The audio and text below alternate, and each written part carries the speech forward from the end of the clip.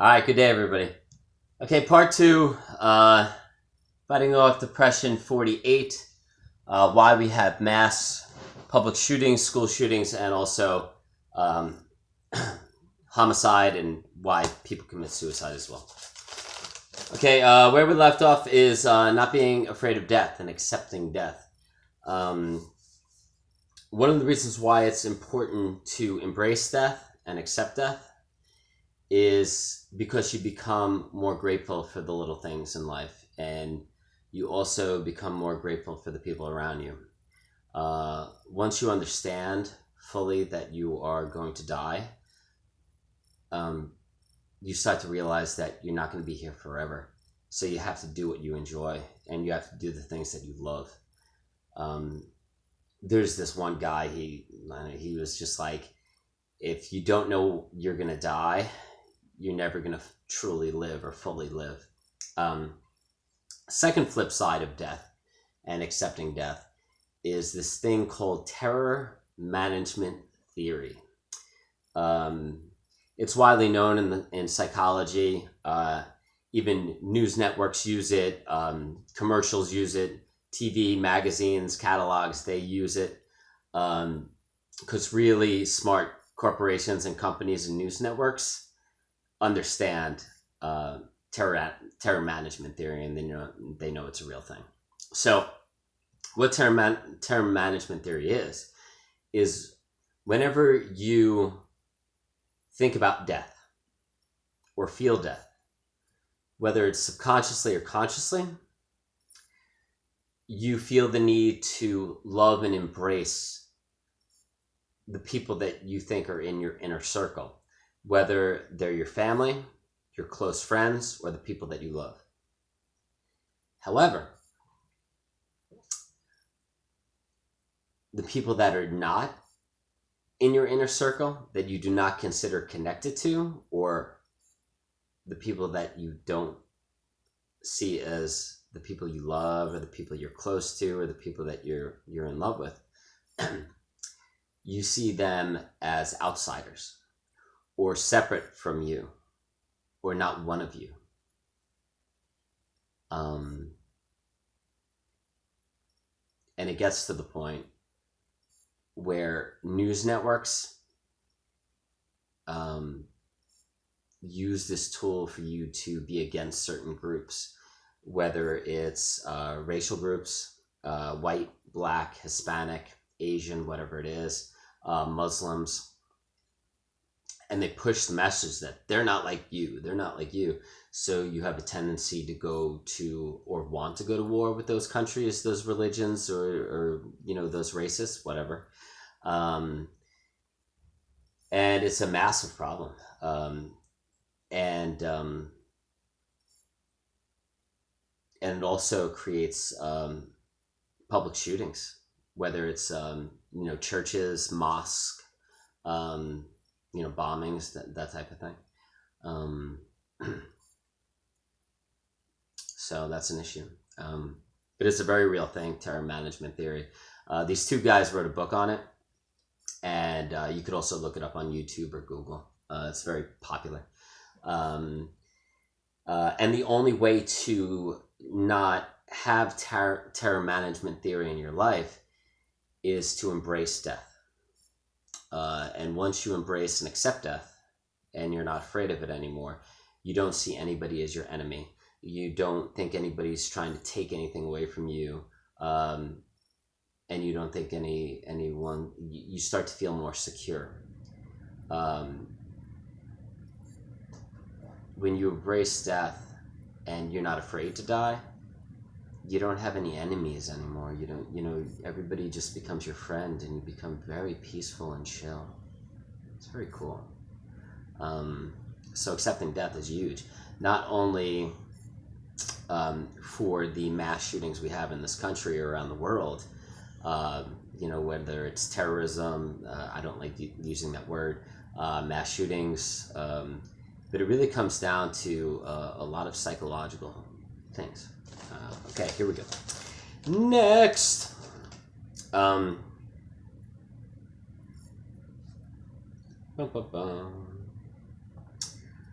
Um, we feel like we are flawed or unlovable. We feel like there's something wrong with us or we're not good enough. Okay. One of the ways I handle this is every day when I'm cooking in the morning, I look at something on my wall. And in order to feel like I'm worthy of being loved by others, that I love myself, that I'm good enough, and that I belong, I say this. I belong, I'm worthy of love, and I'm enough, and I love myself because I am creation and I am connected to everything. Everything in my life is always going to be okay. No matter what happens, everything is going to be okay. If I end up losing my job, if I end up losing everything, if I end up homeless, if I end up with no friends, no family, no loved ones, and I'm all alone, everything is always going to be okay. However, if you have children or grandchildren, everything being okay, that doesn't really fully work for you. That's one of the reasons why monks in the Buddhist faith and the yogis, they believe in never being in a relationship, never being with a woman, never having children, never starting a family, all these things. Because they know, that in order to be truly free of suffering is to have absolutely no desire, no children, no commitments, nothing. No relationships. And then when you detach from all those things, all those people, all those, having children, all that stuff, you're like, oh, I could just sit on a mountain for the rest of my life and be around other monks. Everything's fine. Because you never picked anything up, Like, once you have children, you pick something up. Something's a part of you. It's a piece of you now. So it's not just you anymore. My sister told me the story the other day. She said the first month she had a baby, my mom came up to Georgia to spend time with her and, help her, with things around the house. And it was about a month in, and my sister had a month-year-old baby. And my mom was just like, why don't you go to the coffee shop, without the baby, and just have fun for an hour? Because she was using formula, she wasn't breastfeeding, right? Don't judge, okay? Especially with those mathematicians out there. Okay, so my sister was at the coffee shop for about 5 minutes, and she was like, what is, she couldn't relax. She couldn't be at peace, not even for 5 minutes. And she just left the coffee shop. She rushed home to be with her son again, her baby. When you have a baby, the rules change. You're constantly thinking about that child. So a lot of the, Zen spirituality, Buddhist, yogi stuff, all these books out there that are like, oh, everything's fine, detach and don't worry at all. Yeah, man, they obviously don't have children. Next. But believing that everything's going to be okay in your life, that builds confidence, that builds happiness, and that builds peace in your life. However, it's very difficult to do if you have children. By and by. Okay, here we go. Next. We do not feel like we are accepted, and we do not feel like we belong. We feel like we are different. This is huge, okay? One of the reasons why we have so many school shootings is because we feel like we don't fit in, or people don't accept us, or we're left out. That was one of the major issues at Columbine. That's why the two shooters went after like the jocks and the popular kids, because they didn't like the jocks and the popular kids because they felt like they weren't included into their group. It's a big problem in schools, especially like elementary, middle school, and high school. Oh dear Lord, it's such an issue. I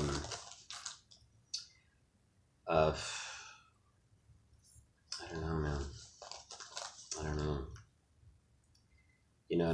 It's hard to like go against your true self and conform and be like what society wants you to be. And I was telling my friend Carl today, I was shooting hoops with my buddy Carl, and and I said, I grew up really poor. I never could afford the Nikes.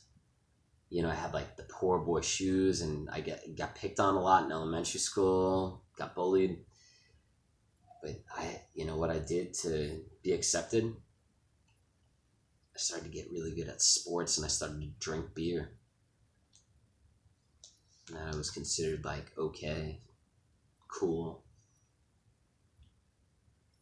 But I sacrificed my own beliefs just to fit in and be accepted. Survival at that age. Because people don't really accept you for who you are. They expect things from you. And a lot of parents fuel those kids to be that certain way because they want them to be a certain way. Okay, here we go. We feel like we are separate from other people. Separate from other people, and we are not connected to people. That's a big issue. Next, we feel like we are all alone, especially if you suffer from depression. A lot of people don't understand what you're going through. They tell you to get over it, and that makes you more depressed. I talk about that a lot, fighting off depression, 1 through 47. Next. We are not present. We aren't in the present moment, and we have not developed love within us yet. If you learn how to do that, watch Fighting Off Depression 1 through 47.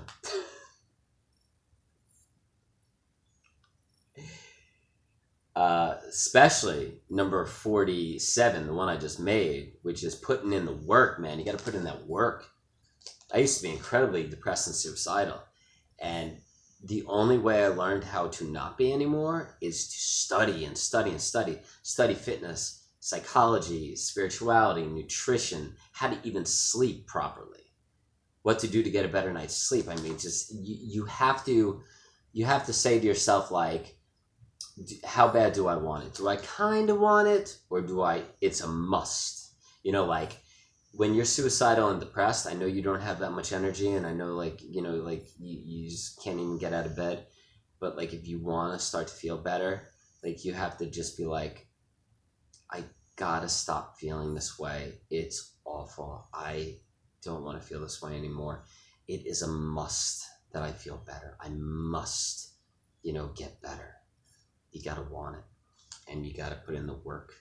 Fighting off depression is work. Okay, next. We feel like we are not good enough, and we are not worthy of love or worthy of being loved by others. I already touched on that. Next, we do not want to fully get to know other people, or we shut down and do not listen to other people who do not believe in what we believe in. So if I'm a Republican and I'm talking to a liberal and they start talking about liberal things, like they don't believe in what I believe in. So I'm probably not even listening to them when they're talking. And the entire time they are talking, I'm just waiting for what I want to say to them. I'm not even listening to them. I'm just like waiting for my turn to speak. Or sometimes I'll just even interrupt them, And if I'm a liberal and I'm talking to a Republican, I'll do the same thing. If I'm a Christian and I'm talking to a Buddhist, I might do the same thing. You know, if if I'm a Muslim and I'm talking, whatever it is, right? But a lot of times, we just shut down. We don't even listen to what the other person has to say because we think they should be a certain way, and we don't believe in what they believe in. We think they're wrong and we're right. And when we have that philosophy, it causes mass killings, mass shootings, wars, religious wars, racial wars, all this stuff. It's crazy. All right, next. And that goes back to Simon Sinek. Simon Sinek says evolutionarily wise. Simon Sinek says every day when we leave the house, we seek out to find people that believe in what we believe in. God, I love Simon Sinek. What a cool guy. If you ever want to listen to a cool dude, Simon Sinek. So dope. He's got a bunch of cool TED Talks and other cool stuff. Next. We feel like someone is abusive towards us and is harming us emotionally, mentally, or physically. We tend to want to harm or kill that person. My favorite saying for myself is one of the reasons why we stay in a place is because we feel loved. One of the reasons why we leave a place is because we don't feel loved. Okay? So try to spend your time around loving people. And if somebody is abusive, like draw a line in the sand and be like, I have boundaries. I am not going to allow this person in my life anymore. I talk about that a lot, 1 through 47 in my videos. Okay, next. Okay.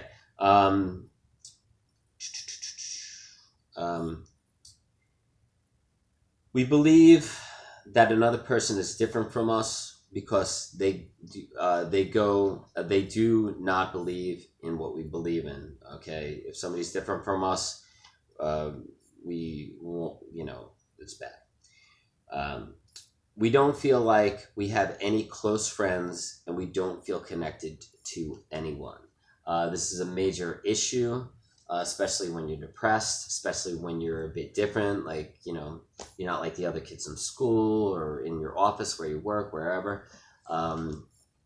You don't feel like you have any close friends, or you don't feel connected with anyone. You don't feel like you're close with anyone, even your own family, right?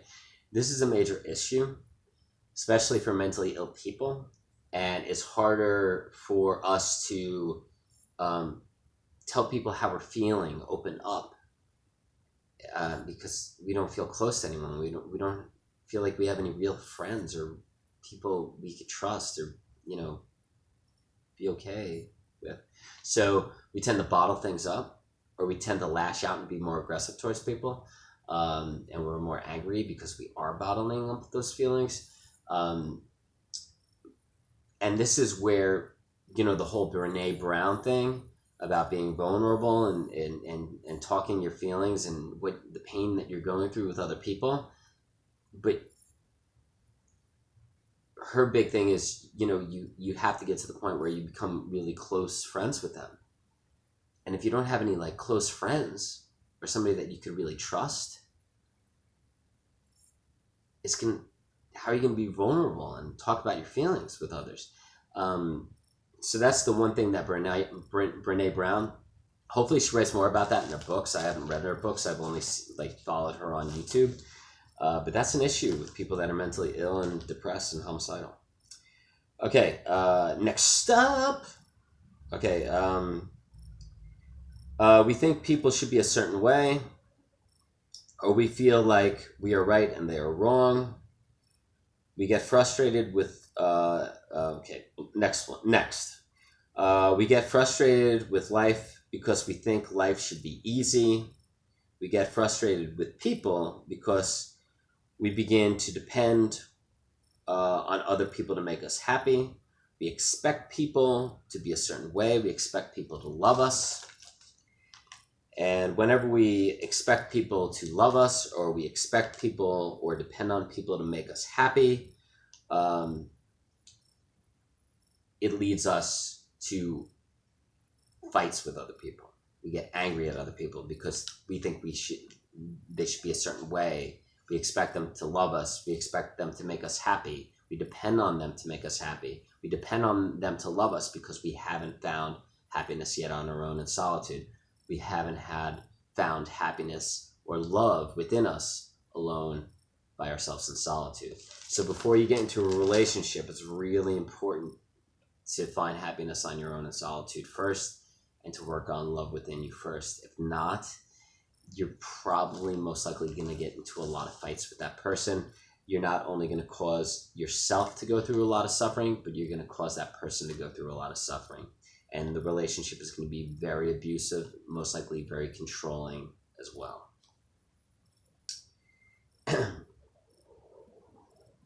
We feel like